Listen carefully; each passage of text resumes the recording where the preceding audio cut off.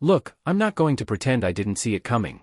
When you spend 28 years watching your parents treat your older brother like he's the second coming while treating you like a participation trophy they forgot to throw away, you develop a certain radar for disappointment. But even I wasn't prepared for the phone call that came on my 28th birthday. "Lucas, honey, we need to talk to you about something," Carol said in that voice she always used when she was about to tell me something I wouldn't like but was supposed to accept with grace. You know the tone, part kindergarten teacher, part hostage negotiator. I was sitting in my studio apartment in Portland, eating leftover pad thai for breakfast because that's what success looks like when you're a freelance graphic designer still building your brand. The place was 400 square feet of crushed dreams and IKEA furniture. But hey, at least the radiator worked most of the time. "What's up, Mom?" "Well, your father and I have been talking, and we've decided to help Nathan with a down payment on a house." I waited for the rest. There had to be more. There wasn't. "Okay, that's great for Nathan. We're giving him $100,000. I nearly dropped my phone into my pad thai, which would have been tragic because that was literally my next 3 meals. $100,000. Yes, we want to help our children succeed. Our children, singular, apparently. So, just to clarify, you're giving Nathan $100,000 for a house.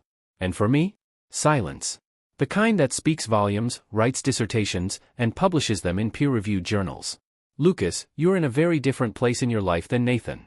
You've made different choices. Nathan has a stable career, a serious relationship, a plan. You're still finding yourself. Finding myself? At 28, I'd found myself just fine, sitting in my underwear, eating cold noodles, watching my net worth circle the drain. We knew you'd understand. You've always been so independent. Independent? That's a funny way to spell neglected, but who am I to correct my own mother? Here's the thing about being the family disappointment. It's a slow accumulation of small moments, tiny cuts that eventually add up to one big scar shaped like not good enough. Nathan is 3 years older, and from the moment he could walk, he was golden. Literally, blonde hair that caught the light just right.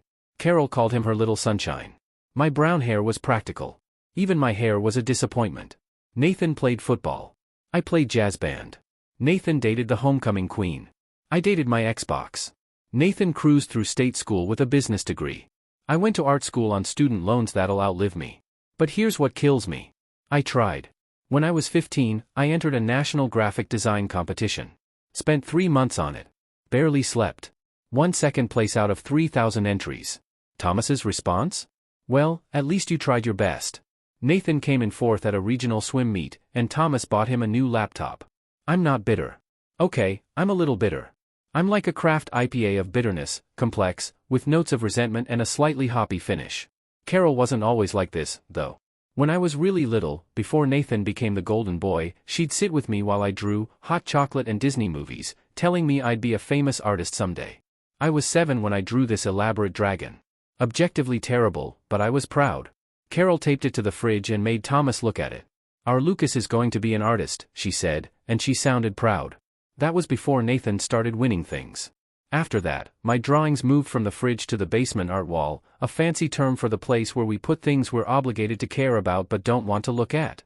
College was my redemption arc. Except I graduated into the 2016 economy and discovered exposure is apparently currency now. First job paid $28,000 and required 5 years experience, a master's degree, and proficiency in software that wouldn't exist for another decade. I lasted 8 months before getting restructured, which is corporate speak for fired, and ended up freelancing. That's what you call unemployment when you want to sound entrepreneurial at parties. But I kept trying. Took every client. Designed logos for crypto scams, flyers for garage bands, Instagram graphics for influencers who paid in exposure. Slowly, painfully, I built something. Got decent clients. Started charging actual money. By 28, I was making enough to survive. Not comfortably, not impressively, but enough. And then Nathan announced he was buying a house. It happened at Sunday dinner, a tradition my parents insisted on even though we all lived 40 minutes apart in different directions. We pretend to be functional for 2 hours weekly. "Lauren and I have been looking at houses," Nathan said, passing mashed potatoes.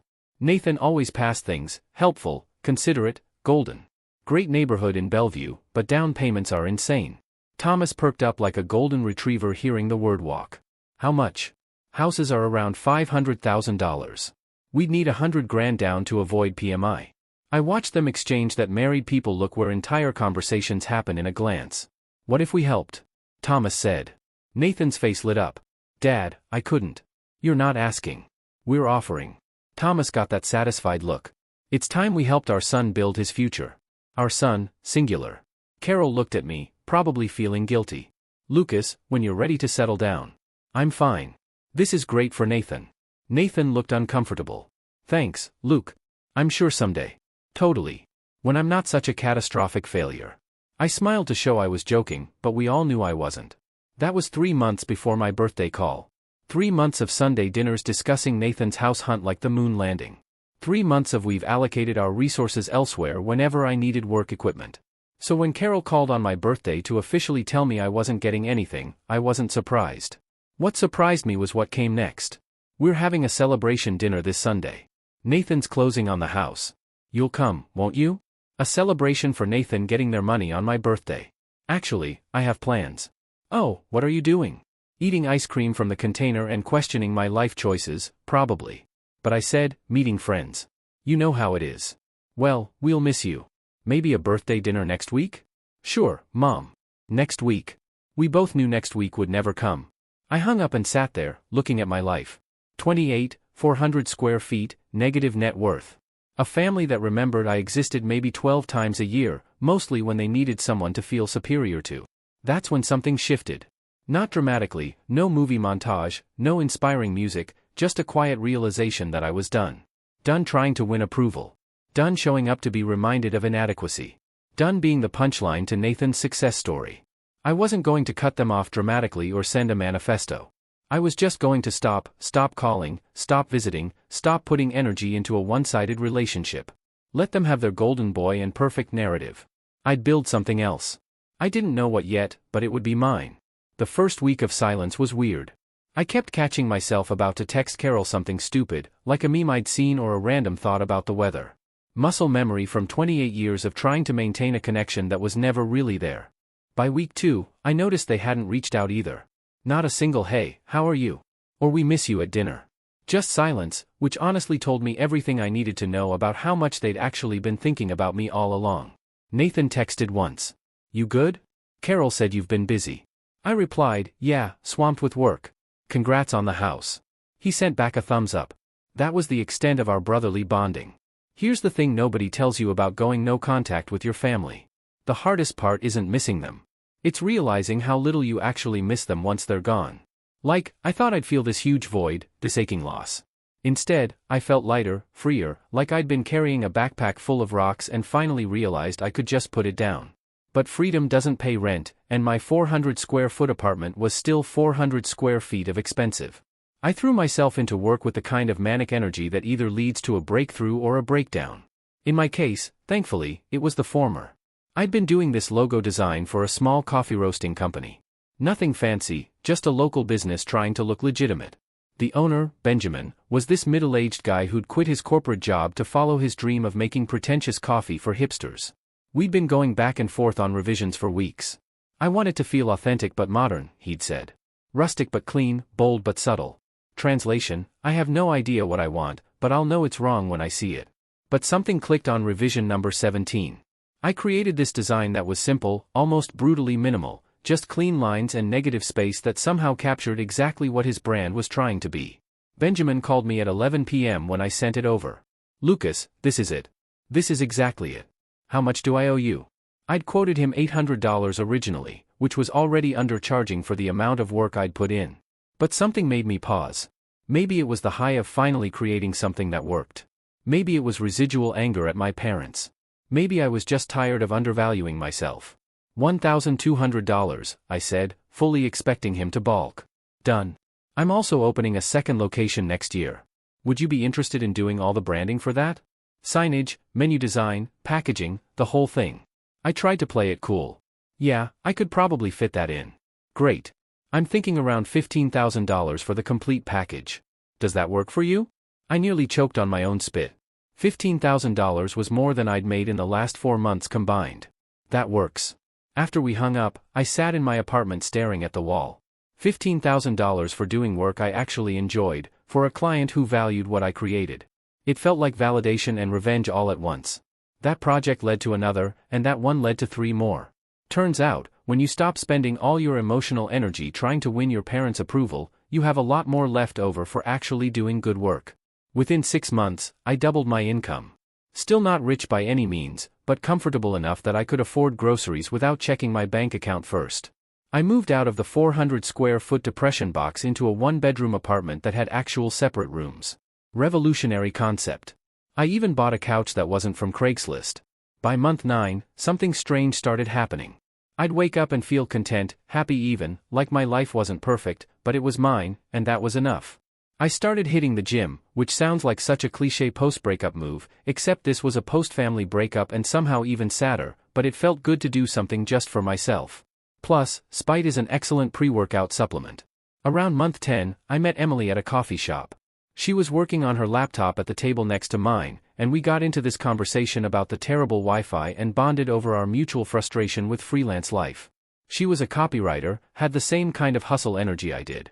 We started meeting up to work together, coffee shops, libraries, and eventually each other's apartments. It wasn't romantic at first, just two people who understood the specific hell of being self-employed and alone in it. Then one night we were working late at her place, and she just looked at me and said, "I really like you. You know that?" I'm not going to lie, I completely froze. Emotionally stunted doesn't even begin to cover my relationship skills. But Emily laughed at my panic and said, "You don't have to say anything. I just wanted you to know." 2 weeks later, we were dating. She was funny, ambitious, and understood why I never talked about my family without making it weird. When I finally told her the whole story about the $100,000 and the birthday phone call, she just shook her head. "That's messed up," she said simply. "I'm sorry they did that to you. Not maybe they had their reasons, or I'm sure they love you in their own way. Just validation that it was messed up." Revolutionary. A year after I'd stopped talking to my family, Emily and I were at brunch, hungover and happy, when my phone rang. "Carol." I stared at it like it was a bomb. "You going to answer that?" Emily asked. "I don't know. Do you want to?" Did I? Part of me was curious. Part of me wanted to hear her apologize, to admit they'd been wrong, to beg me to come back. But a bigger part of me knew that wasn't going to happen. I let it go to voicemail. 5 minutes later, I listened to it. "Lucas, honey, it's Mom. We haven't heard from you in so long. Your father and I are worried. Nathan's worried, too. Please call us back. We miss you. We miss you." After a year of silence, after they'd given Nathan $100,000 and me nothing but disappointment, I deleted the message. "What did she say?" Emily asked. "That they miss me." Do you believe her? I thought about it. Really thought about it. Did I believe my mother missed me? Maybe. In the same way you miss an old piece of furniture after you've redecorated. Not enough to actually do anything about it. Just a vague sense that something used to be there. "No," I said finally. "I don't think I do." Emily squeezed my hand. "Then you don't have to call back." So I didn't. 2 weeks later, Nathan called. I answered, mostly out of curiosity. "Luke, what's going on? Mom and Dad are freaking out. They said you haven't called them back." "I've been busy. For a year." "Yeah, Nathan. For a year." Silence on his end. "Then, is this about the house thing? Because I told them they should have helped you, too." I said it wasn't fair. This surprised me. "You did?" "Of course I did. You're my brother. But you know how they are. They said you'd understand, that you were independent and didn't need the help. So you just let them? What was I supposed to do? Turn down $100,000 on principle? Also a fair point, which made me angrier. No, I guess not. Look, just call Mom back, okay? She's driving me crazy about it.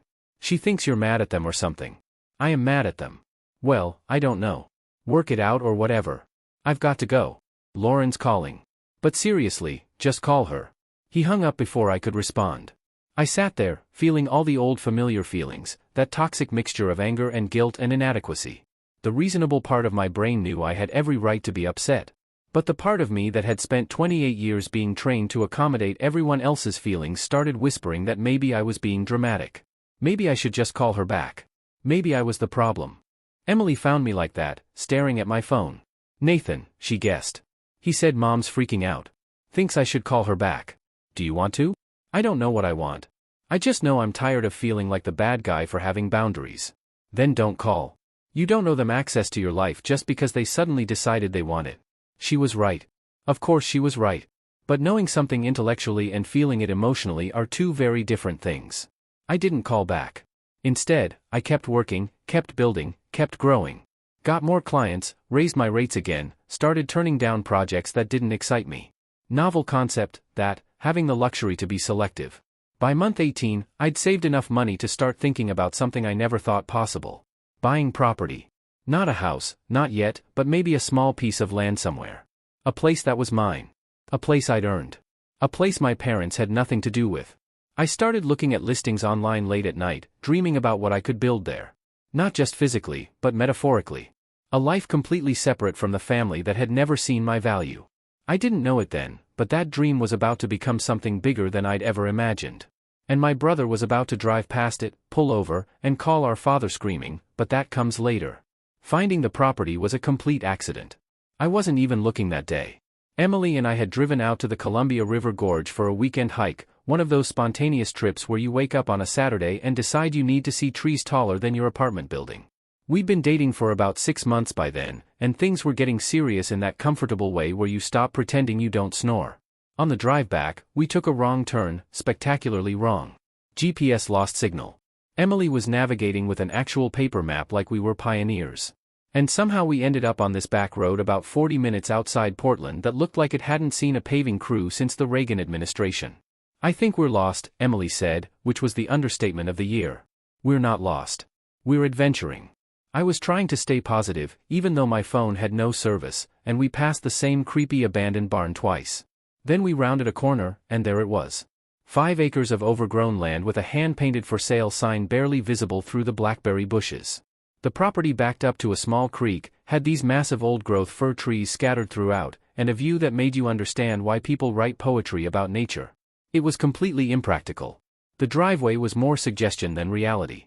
There was no house, no utilities, just raw land that would require thousands of dollars just to make it buildable. I pulled over anyway. "What are you doing?" Emily asked. "I want to look. Lucas, we're in the middle of nowhere. This is how horror movies start." But I was already out of the car, walking up what might have been a driveway at some point in history. The property was even better up close. Quiet in that way only forests can be, where silence isn't empty but full of small sounds, birds, wind through trees, the creek in the distance.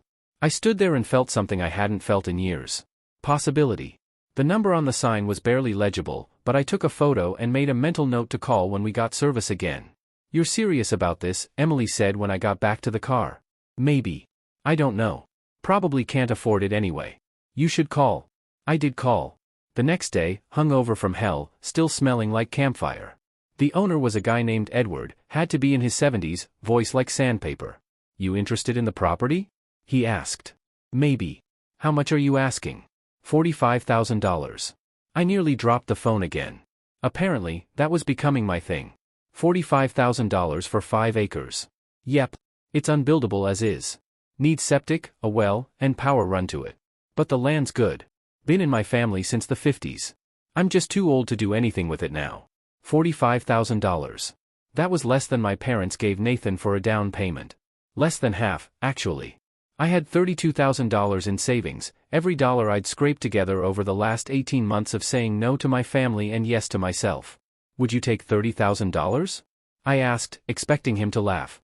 "Son, I'm asking 45 because that's what I need.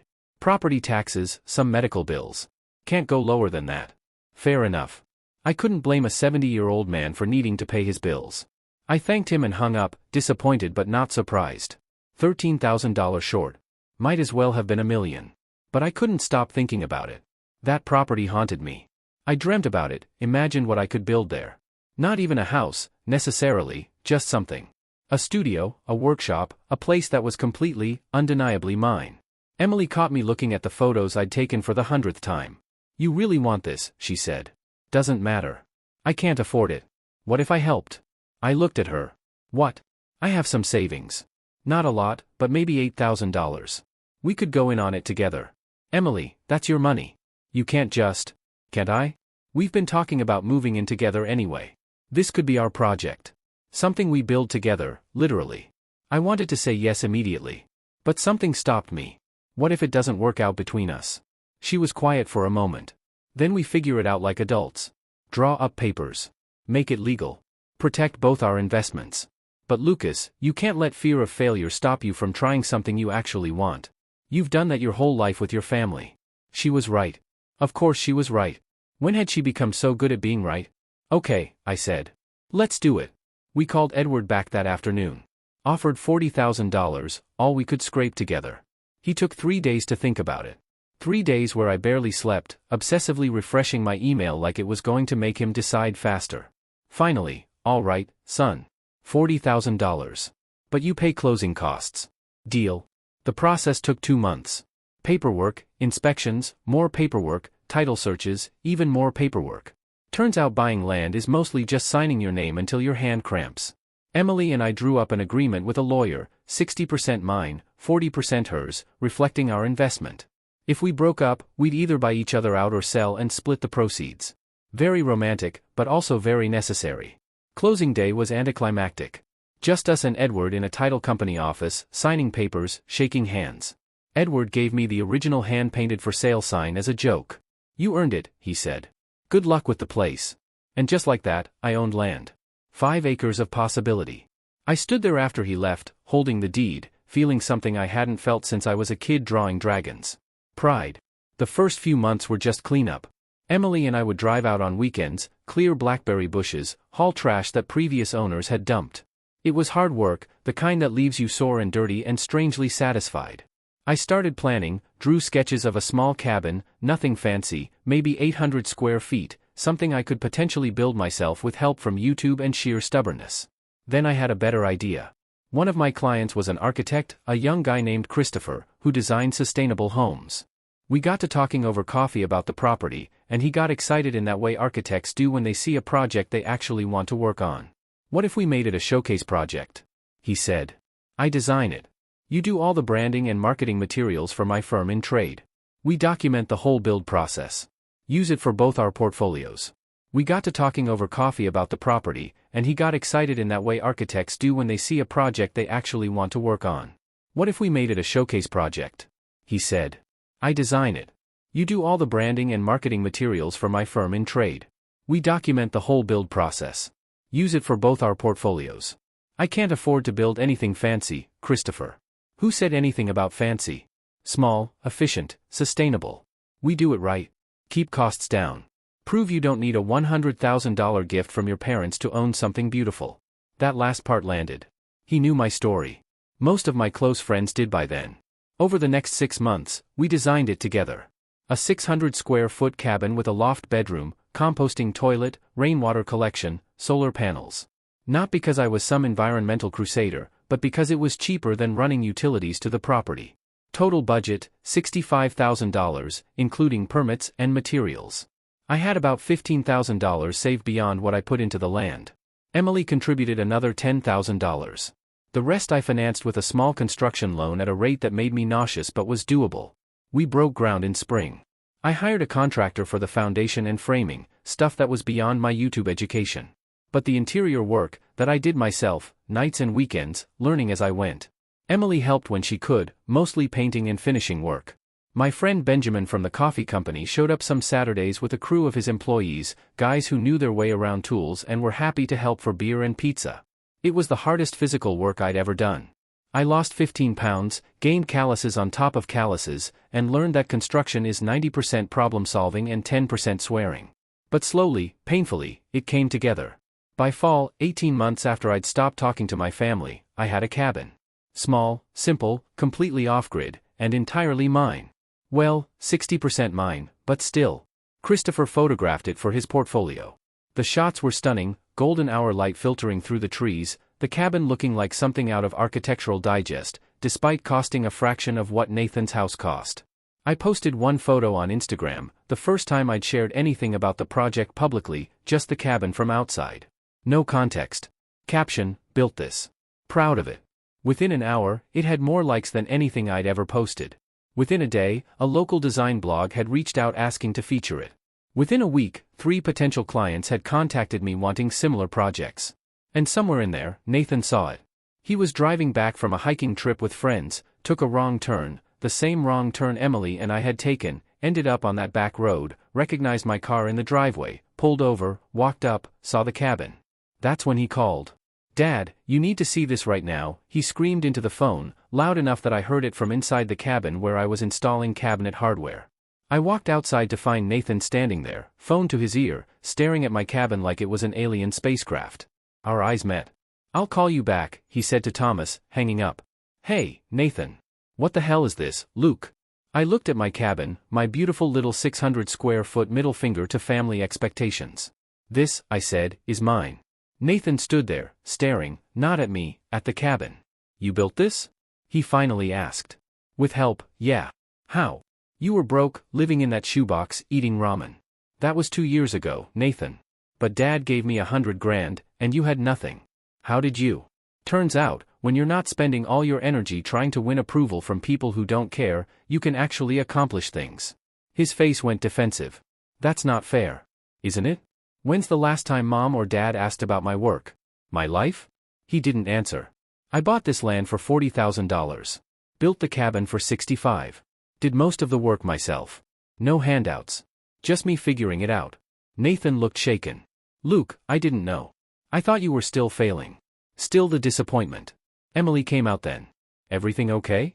"Emily, this is Nathan." "Nathan, Emily." They shook hands awkwardly. Nathan watched her go back inside. "You bought property with your girlfriend?" "We drew up legal agreements, made it official. It's called planning, being responsible, all those things Dad said I couldn't do." He looked uncomfortable. "I told them they should help you, too. But you took it anyway. What was I supposed to do? Consider that it wasn't fair? Think about someone besides yourself?" Nathan pulled out his phone. "I'm calling Dad. He needs to see this." "Nathan, don't." "Dad, I'm at Luke's place. You need to come here now." 32 minutes later, Thomas's truck pulled up. Carol got out first, looking bewildered. Thomas followed, face unreadable. "Lucas, what is this?" Carol asked. "My property. 5 acres. My cabin." Thomas walked toward it slowly, examining the solar panels, the design. "You built this with what money?" There it was. "Not I'm proud of you. Just how did you afford this without us?" "Saved it. Earned it. Did the work myself. But we thought you were struggling." "I wasn't struggling. I was working, building something without you." Thomas's voice was quiet. "He's right, Carol. Look at this place." There was something new in his tone. Respect. Regret. "We gave Nathan $100,000, and he bought a house that looks like every other house. Lucas built this for less than half that." Nathan protested, but Thomas ignored him. "I was wrong about you, about what success looks like. You weren't failing. You were just on a different road." I didn't know what to say. I'd imagined this triumphant, but standing here felt smaller, sadder. "You should have called us back," Carol said. "We were worried." "Were you? Or just uncomfortable with the silence?" She flinched. "That's cruel. So was giving Nathan everything and giving me nothing but criticism. So was forgetting my birthday. So was treating me like I didn't exist." "We never," Carol started, but the words died. "We all knew it was true." "I don't need your approval anymore," I said. "I don't need your money. I'm good. Actually good, for the first time." "So what now?" Nathan asked. "You just cut us off forever?" "Maybe. Or maybe we figure out what a relationship looks like where I'm not the disappointment and you're not the golden child. Where they treat us like equals." Thomas cleared his throat. "Can we see inside?" I looked at Emily through the window. She nodded. "Yeah, you can see it." I gave them the tour. Watched them realize this wasn't just a cabin. It was proof. Proof I was capable, competent, successful on my own terms. Outside again, the sun was setting through the trees. "I need to think about whether I want you back in my life," I said. "And if I do, it's going to be different. Boundaries, respect. No more comparisons." "That's fair," Thomas said. Carol looked like she wanted to argue, but stayed quiet. Nathan hung back after they left. "I'm sorry. For real this time. Sorry for not seeing it sooner." "Thanks. I meant it." Emily came out and put her arm around me. "How do you feel?" "Tired. Relieved, sad, proud, all of it." "That's fair. You did well today." We sat on the porch, watching the last light fade. My property, my cabin, my life, built from nothing despite everything. Maybe someday I'd let them back in. Maybe we'd find a way to be a real family. But tonight, I was just going to appreciate what I built. Not just the cabin, the whole damn thing.